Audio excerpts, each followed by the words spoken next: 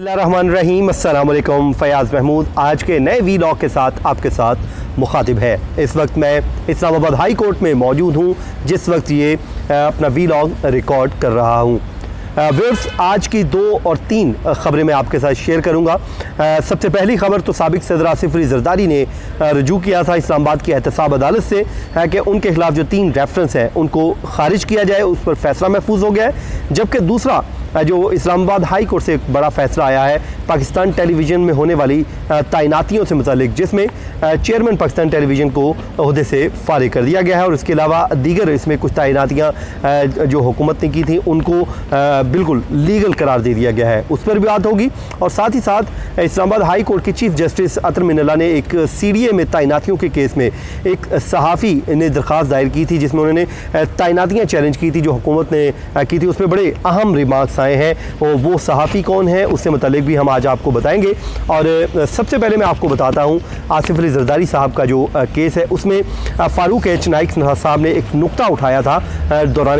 अपने आर्गूमेंट्स, जिसमें उनका कहना था कि जो ठट्ठा वाटर सप्लाई केस है, इसमें ना तो आसिफ अली ज़रदारी साहब को कभी नैब ने समन किया है, ना ही उनसे इन्वेस्टिगेट किया गया, बल्कि उनके ख़िलाफ़ एक सप्लीमेंट्री रेफरेंस के ज़रिए उनको अक्यूज़ नामज़द कर दिया गया, जिस पर फौरी तौर पर नैब प्रोसिक्यूटर सरदार मुजफ्फर अब्बासी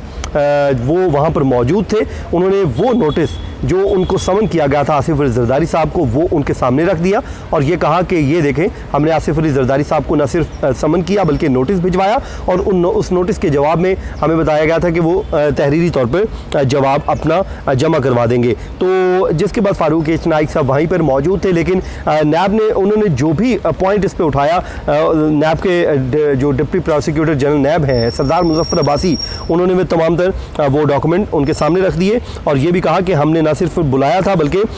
नैब ने मई 2019 में ज़रदारी को जो नोटिस भेजा था वो भी अदालत के सामने रख दिया, और ये भी कहा कि आसिफ अली ज़रदारी साहब ने कहा था कि उस नोटिस के जवाब में कहा था कि हम तहरीरी तौर पर जवाब देंगे। आसिफ ज़रदारी की जानिब से आज तक कोई जवाब ही नहीं दिया गया, तो जिसमें उन्होंने ये भी बताया कि इसमें एक अक्यूज़ थे, उस अक्यूज़ ने अपना एतराफ़ जुर्म कर लिया था और वो प्ली बार्गेन कर चुका है, तो उसी में तहकीकात सामने आई, तो फिर हमने सप्लीमेंट्री रेफरेंस जो है वो दायर कर दिया। तो जिसके बाद अब ये अदालत ने 3 मुख्तलिफ दरखास्तों पर फैसला महफूज किया है। तीनों दरखास्तें आसिफ अली ज़रदारी साहब ने अपने वकील फ़ारूक एच नाइक की जानिब से दायर की गई थी और एहतसाब अदालत के जज आज़म खान ने इस केस की समाअत की। अब अदालत ने फैसला महफूज कर दिया है, जिससे अदालत से इस्तदा की गई है कि तीनों रेफरेंसेस को खारिज किया जाए ताकि आसिफ अली ज़रदारी इस मुकदमा से निकल सकें, वो अब बरी हो जाए। जिसके बाद अब फैसला महफूज है, कल फैसला सुनाया जाएगा। मज़े की बात यह है कि जब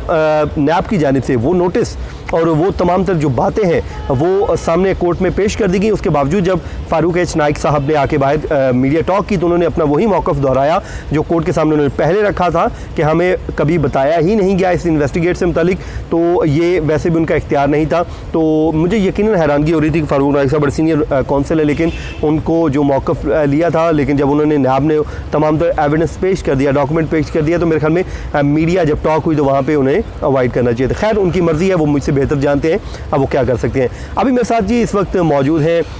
साकिब बशीर साहब, जो हमारे साथ जो पाकिस्तान टेलीविज़न का जो मुकदमा है जिस पर 8 मुख्तलिफ दरखास्तें थी, फ़ैसला आ चुका है,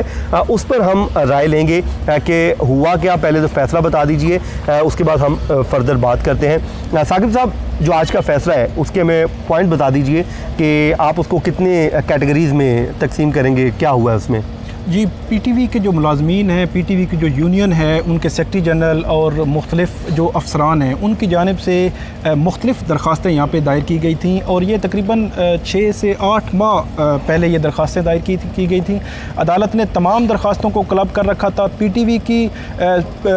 बोर्ड, PTV के चेयरमैन, MD PTV और उसके अलावा जो उनके करंट अफेयर्स के जो हेड हैं, इसके अलावा जो अफसरान हैं, PTV की पूरी मैनेजमेंट जो है उनको चैलेंज किया हुआ था। और आज इस हवाले से अहम जो फैसला है वो अदालत ने सुनाया है। PTV के जो चेयरमैन है अरशद खान, जो इससे कबल MD भी रह चुके हैं, वज़ीर आज़म इमरान खान के बहुत करीबी वो समझे जाते हैं, उनकी जो तैनाती है वो अदालत ने कालअदम करार दी है और हुकूमत ये हुक्म दिया है हुकूमत को कि वो आइंदा भी किसी ओहदे पर उनको तैनात ना करें। इसके अलावा जो MD PTV हैं वो भी जो बड़ी अहम पोस्ट है PTV में, PTV की मैनेजमेंट को पूरा वो देखते हैं, उनकी जो तैनाती है उसको अदालत ने कानूनी करार दिया है। इसके अलावा जो कतरीना हुसैन है जो चीफ हैं current news and current affair की PTV की,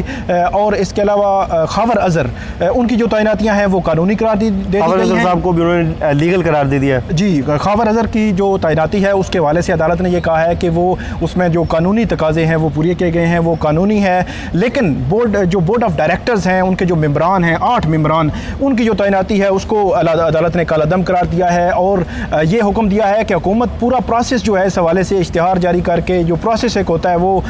पूरा करके उसके बाद ये तमाम तैनातियाँ दोबारा से नए सिरे से ये तमाम तैनातियाँ करे। लेकिन इसमें जो अहम है बोर्ड ऑफ डायरेक्टर्स के हवाले से, क्योंकि PTV के जो अहम फैसले हैं वो बोर्ड ही हमेशा से करता है, तो उसके हवाले से भी ये दरख्वास्तें थी कि उनके जो तमाम फैसले हैं वो भी कालअदम करा दिए जाएँ। लेकिन अदालत ने जो फैसले हैं बोर्ड के वो तमाम बरकरार रखने का हुक्म दिया है और वो जो फैसले हैं वो ऑन फील्ड रहेंगे। इसके अलावा PTV के एंकर्स से 5 से 6 जो एंकर्स थे उन्होंने अपनी जो उनको PTV वो कॉन्ट्रैक्ट बेस्ड PTV में काम कर रहे थे अरसा दराज से, उन्होंने ये जो बहाली है उसके लिए दरख्वास्त दे रखी थी, लेकिन अदालत ने तमाम जो दरख्वास्तें हैं वो भी खारिज कर दी हैं। जो अगर मजमूई तौर पर मैं अगर कहूँ तो अदालत ने जो जितने भी पिटिशनर थे तकरीबन उनकी आधी जो दरख्वास्तें थी जो इस्तदाई थी वो मान ली हैं और आधा जो रिलीफ है वो PTV मैनेजमेंट को दिया गया, गवर्नमेंट को मिल गया, गवर्नमेंट को इसमें आधा रिलीफ मिला है। देखें जी, ये तो होगी बात पाकिस्तान टेलीविज़न की, लेकिन हमारे कुछ दोस्त हैं, सहाफ़ी भी हैं, वो अपॉइंटमेंट मुख्तलिफ चैलेंज करते रहते हैं। आज एक अपॉइंटमेंट चैलेंज हुई थी सीरियस रिलेटेड केस की, उसमें बड़े अहम रिमार्क्स आए हैं जस्टिस अतर मीनल्लाह जो चीफ जस्टिस हैं इस्लामाबाद हाई कोर्ट, वो भी हम साकिब साहब से जान लेते हैं। साकिब साहब,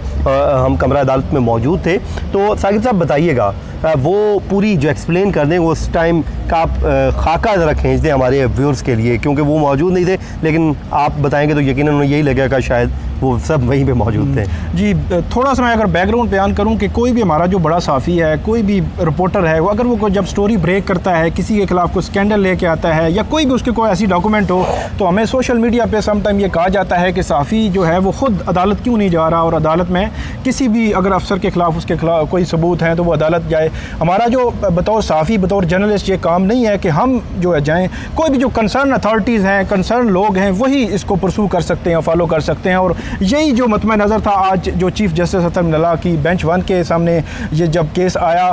फ़र्क नवाज़ भट्टी हैं, वो मुख्तलिफ TV चैनल्स में भी रहे हैं, पब्लिक न्यूज़ में रहे हैं, वो उनका एक बैकग्राउंड है सहाफ़त का, तो उन्होंने ये चैलेंज की हुई थी CDA की जो तैनातियाँ हैं CDA में। तो अदालत ने इसको कदरे बुरा बनाया है कि आप बतौर साफ़ी जो है आपका काम नहीं है कि आप पटिशनर बन के आएँ। फिर अदालत ने निशानदेही की कि यहाँ पे बहुत सारी जो दरख्वास्तें हैं वो पहले भी दायर की गई, उसमें अदालत ने ये बहरहाल ये नहीं कहा कि कोई ज़रूरी नहीं कि उसके पीछे कोई ऐसे मकासद हों किसी के, लेकिन उनको नज़रअंदाज भी नहीं किया जा सकता कि कोई ऐसे मकासद हों जिनको प्रेशराइज़ करने के लिए या किसी सतह पे भी कुछ अफसरान को जो ख़ास तौर पर कहा कि CDA के अफसरान के ख़िलाफ़ क्योंकि ये दरख्वास्तें आती रही हैं, इससे कबल हम जो इसी पटिशनर जो हैं साफ़ी, इनकी जो एक दरख्वास्त जो है हम मंजूर भी कर चुके हैं। तो अदालत ने बार बार जो वकील सामने थे उनसे ये सदा की कि हमें यहाँ पर अपीलें जो है ज़ेर अल्तवा हैं, बहुत सारे सिविल मुकदमात हैं जिनको हम देख रहे हैं, एक बैकलॉग है जिनको हमने कवर करना है। यहाँ पे आप जो वकील हैं, बार है, उसकी हमें जो मावनत चाहिए, मदद चाहिए ताकि बैकलॉग ख़त्म करें। तो अगर हम ऐसी जो दरख्वास्तें हैं हम उनको सुनना शुरू कर दें तो ये बैकलॉग ख़त्म नहीं हो सकता। तो जो बुनियादी तौर पर अदालत ने यही कहा है, और हमारे लिए भी मेरे ख्याल में ये सबक है मजमूई तौर पर कि बतौर साफ़ी जो है एज ए पटिशनर अगर आए तो अगर उसमें हमारा कोई डायरेक्टली कोई मामला हो, कोई लिंक हो, कोई हम उससे हमारे मफादात जो हैं वो उसमें, लेकिन साहब कोर्ट में एक शख्स आ गया, अब उसका हम नहीं देखेंगे कि कोर्ट को चाहिए नहीं था कि वो बजाय उसका वो बैकग्राउंड देखें, वो उसके जो मेरिट पे जाए फैसला करें। अगर तो वो वाकई अपॉइंटमेंट्स वो उन्होंने दुरुस्त चैलेंज की हैं, लीगल हुई हैं या जो भी उसमें हो सकता है, उनकी जो भी प्रेयर है तो मेरे ख्याल में वो ज़्यादा बेहतर होता, या आपको क्या लगता है इस हवाले से? वैसे आपकी बात से मैं इत्तेफाक करता हूँ कि होना तो यही चाहिए कि अदालत जो है वो मेरिट्स को देखे, लेकिन क्योंकि अदालत ने शायद ये ऑब्ज़र्व किया कि चीफ जस्टिस ने कहा कि शायद ये है कि हमारी कोर्ट में भी काफ़ी जो दरख्वास्तें हैं वो जो इस हवाले से जो पिटिशनर हैं उनकी ज़ेर इल्तवा हैं। इस तरह उन्होंने उनके वकील से पूछा कि यहाँ पर आप बताएँ कि हाई कोर्ट में उनकी कितनी जो दरख्वास्तें हैं, वो खुद कैसे एग्रीव्ड हैं, जी वो कैसे एग्रीव्ड हैं, उनकी दरख्वास्तें कैसे ज़ेर इल्तवा हैं। तो ये मजमूई तौर पर अदालत ने जो ये किया है कि जो बतौर साफ़ी आप जो है वो पिटिशनर बन के ना आए, अगर कोई अग्रीव्ड पर्सन को अफसर है तो वो आ सकता है। सही। ये तो जी आज की हमारी 3 खबरें थी जो आपके साथ शेयर करना थी, और मुझे और साकिब साहब को दीजिए इजाज़त। अगले वीलॉग तक के लिए अल्लाह ताला आपको खुशियाँ दे, और अगले वीलॉग तक के लिए मुझे दीजिए इजाज़त। अल्लाह हाफिज़।